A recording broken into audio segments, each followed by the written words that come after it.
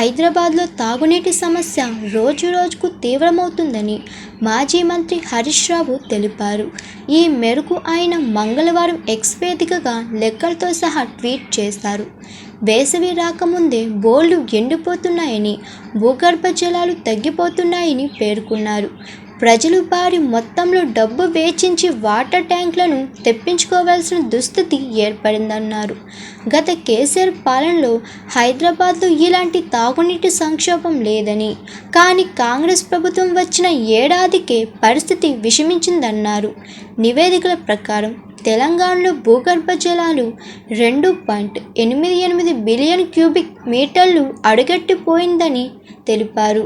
దేశంలోని భూగర్భ జలాలు భారీగా క్షీణించిన రాష్ట్రాల్లో తెలంగాణ ఒకటి నిలిచిందన్నారు.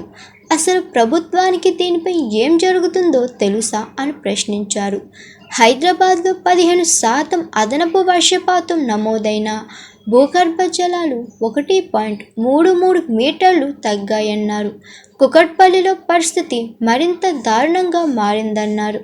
అక్కడ భూగర్భ జలమట్టం ఏకంగా 25.90 మీటర్ల లోతుకు పడిపోయిందని, ఇప్పటికే అన్ని నిత్యావసర ధరలు కొండెక్కి విలువలాడుతున్న సామాన్యులు నీటి ట్యాంకర్ల కోసం వేలకు వేలు ఖర్చు చేయాల్సింది వస్తుందన్నారు.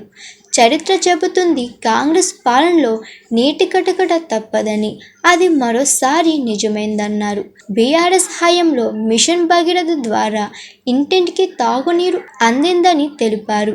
మిషన్ కాకతీయతో చెరువులను పునరుద్ధరించడంతో ఎండాకాలంలో మత్తడులు దుంకిన చెరువులు, కానీ కాంగ్రెస్ ప్రభుత్వం వచ్చాక చెరువులు ఎండిపోతున్నాయి, భూగర్భ జలాలు తగ్గిపోతున్నాయని విమర్శించారు. ప్రజలు నీటి కోసం ఇబ్బందులు పడుతుంటే కాంగ్రెస్ ప్రభుత్వం తన ప్రచారంలోనే మునిగిపోయిందని, పాలనపై కాకుండా రాజకీయ కక్ష సాధింపు చర్యలతో బిజీగా ఉందని విమర్శించారు.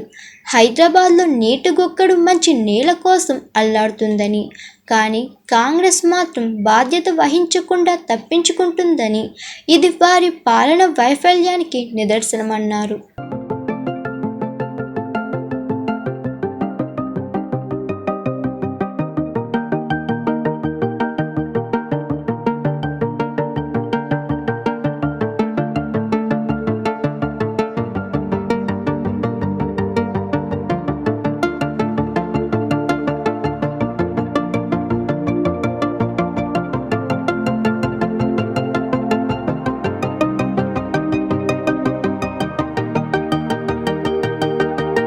Hi, this is Swati. Like చేయండి, షేర్ చేయండి, కమెంట్ చేయండి అండ్ సబ్స్క్రైబ్ చేయండి GRTV. Hi, this is Monica. Please like, share and subscribe GRTV.